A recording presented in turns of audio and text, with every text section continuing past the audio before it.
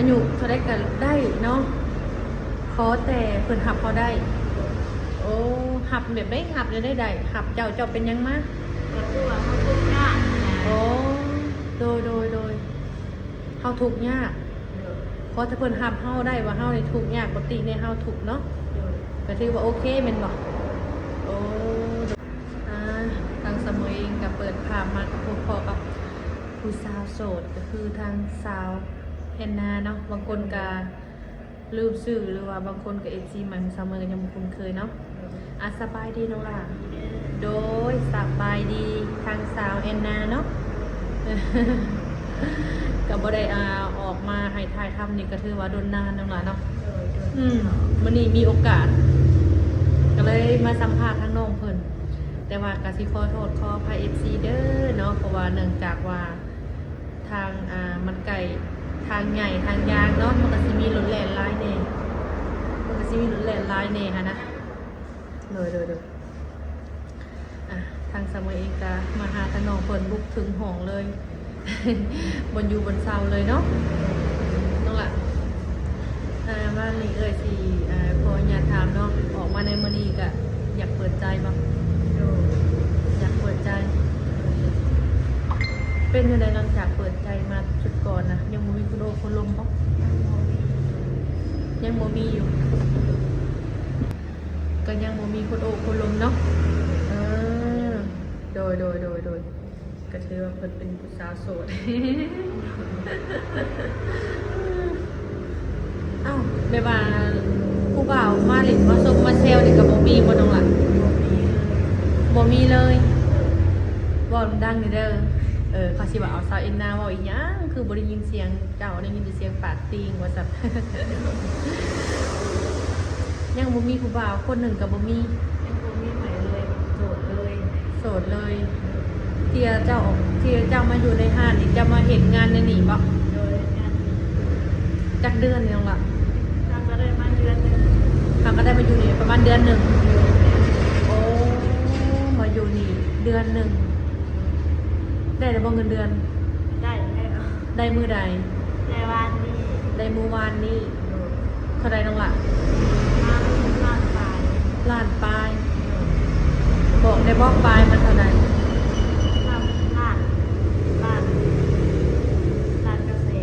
ล้านฮะล้าน900,000แบบพอมาใหม่หมดละเพราะว่าคืนนะ โอ้เกือบ2 ล้านบ่ติเมื่อคืนนี่มีแขกหลายบ่เมื่อคืนนี่คือเดี๋ยวมีแขกมีตำรวจเขามาแขกโต๊ะเดียวตำรวจมันมาหยังนะเพิ่นมากินนี่แหละโอ้ตกใจมันกระเดียวมันตำรวจมาจับนะแม่นเนาะเพิ่นมาดื่มมากินนำเนาะโอ้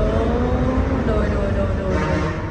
โยว่ามีแขกโต๊ะเดียวว่าตำรวจมาว่าตกใจเพิ่นมาดื่มมากินมาเที่ยวโดยแบบมากินน้ำนองหมดแต่เมื่อคืนนี้ได้แขกโต๊ะเดียวโอ้มื้อนี้ก็เปิดห้างคือเก่าแม่นบ่เปิดคือเก่ามาเฮ็ดงานนี่โอเคบ่สาวแอนนาก็โอเคอยู่เพราะว่าโอเคก็เฮาเฮ็ดงานเก็บเงินเอาซื้อฮะเก็บเงินไว้นะเก็บเงินไว้ซื้อหรือว่าให้ได้เงินจำเป็นนะเก็บไว้ก็คือว่าเฮ็ดงานอย่างนี้โอเคเนาะ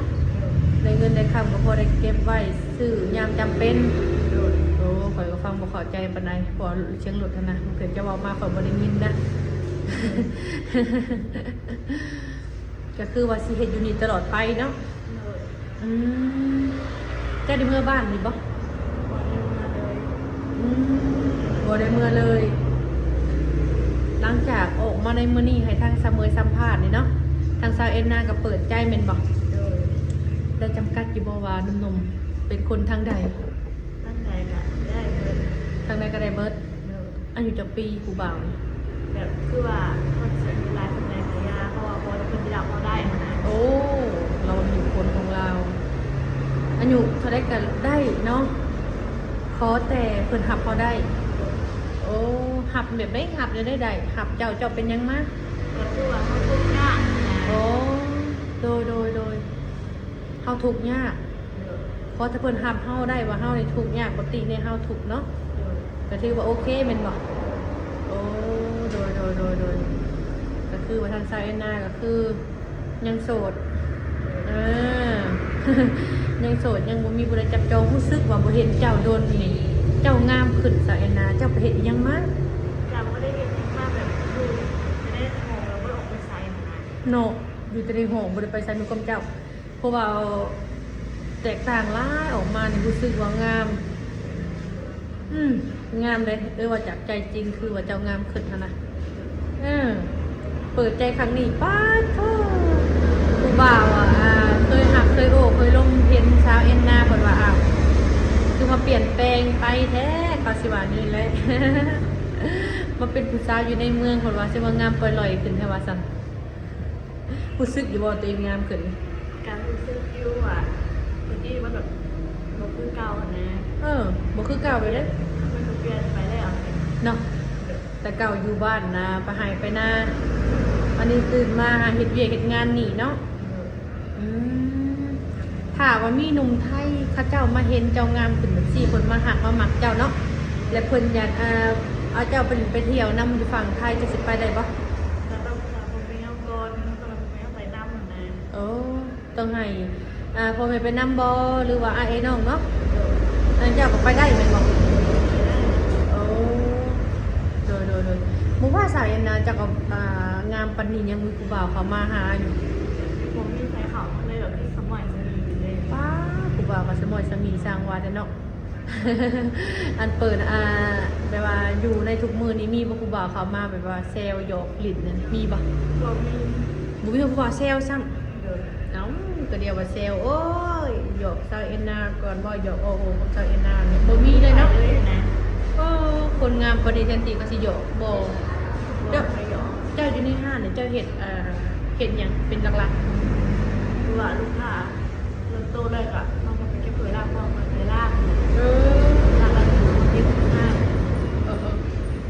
เจ้าที่สิเป็นแผนกเก็บถ้วยล่างบ่วง งานลูกค้าในทำการเลยกับเวลาถามงานอะเอาเก็บโต๊ะ ซอยกันเนาะโอ้แต่คือว่าเฮ็ดเวียกนี่ก็บ่ได้นักปานใดแม่นบ่ ก็ไม่ได้นั่งมันเลย เนาะก็พอสู้ได้เนาะใครกลัวเฮาอยู่ล่าก็คืออยู่บ้านอยู่เมืองเฮาเนาะเนาะผู้สาวโสดคนนี้ก็ได้ มาพบมาพอทางซอยเองนะกินข้าวเช้าแล้วบ่น้องล่ะ งาน ยังคันได้กินอยู่ โอ้เงินขออนุญาตทานคืนเนาะเงินเดือนที่ได้เมื่อวานนี่เอาไว้เอาออกน้องหลาเอาไปให้ไปเนี่ย เก็บไว้ในหอ เก็บไว้ในห้องวันนี้ต้นโตเจ้าของ เดิน เผื่อใส่เวลายามจำเป็นโอ้เงินจำนวนนี่ใส่ได้โดนดีบ่ ได้โดนเขาคือแบบก็ได้โดนกันละนั่งหรือว่า10 มื้อบอ เป็นหยังจังใส่ไว้บ่โดนเพราะว่าเขามีการใช้จ่าย เดินลูกเดือเขาก็บ่ได้คอยซื้อกันได้นะ มันก็จะตอบมาบ่ได้ยินเสียงรถแล่นดังกินนี่ว้าวบางเถื่อ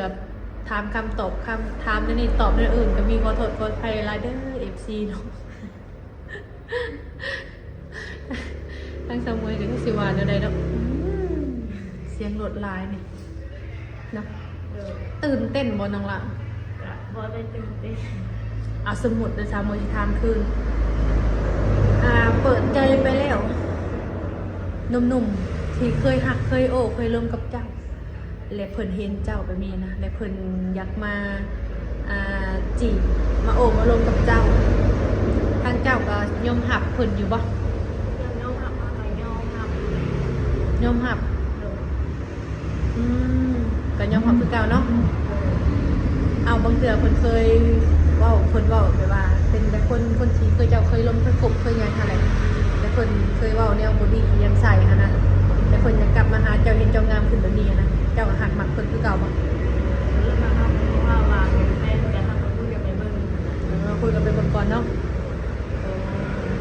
นี่คือตอนนี้หัวใจเจ้าเนี่ยบ่มีไผเลยแม่นบ่ ไม่ไหวเลย โสด 100% เลย ทางซาวแอนนานี่มีหยังสิแจกหนุ่มๆมีเฟซไลน์บ่ ลายขามี ไลน์ก็มีคือกันเฟซจะแจกได้บ่ การมีได้ แจกได้เนาะ เลย ก็ถือว่าแจกได้ อายุของผู้บ่าวก็บ่ได้จำกัดขอแต่เพิ่นรับเฮาได้เนาะถึงบ่ตีว่าเฮาทุกข์เฮายากหาเช้ากินค่ำกับปกติตัวนี้เนาะทางเพิ่นก็เป็นคนอยากขี้อายนี่แหละ อายบ่ต้องล่ะ เดี๋ยวเราไม่ได้ขอก็ที่เราการเล่นเจ็บกับอายก็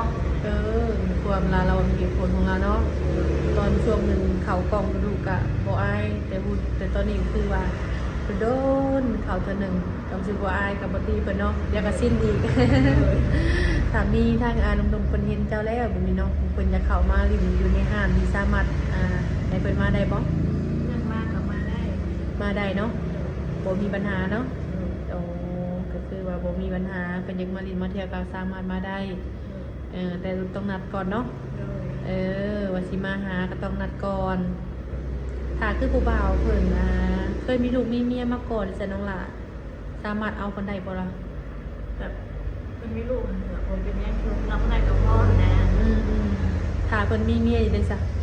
เราพี่เนี่ยกับเอาลงกับยันเนี่ยเป็นเล่า เนาะเฮาก็บ่เอาเนาะ เดือด เข้าใจเพิ่นในการที่ออกมาในมื้อนี้ก็ขอแต่คนที่ว่าโสดและหักมักเขาแท้เนาะและยอมรับเฮาได้แบบว่าเอาถูกเขายากเพิ่นเว้ากันเลยนักสาวเอ็นนาเว้ามากเลยเนาะ มาคนนี้จะสมัยกันแต่สิบว่าระยะห่างเพราะว่าเว่าร้ายมันกับสิบริยินเพราะว่าเสียงหดหลายผมเป็นพี่น้องเลยถ้าวันหนุ่มๆใดสนใจทางสาวแอนนาก็สามารถทักแชทมาเลยเด้อเนาะแต่จะเหมือนจะเอาเฟซหรือว่าไลน์ทางสาวแอนนาแหละไว้เมื่อแจกหนุ่มๆน้องหลานเนาะโดยสบายดีน้องหลานโดยสบายดี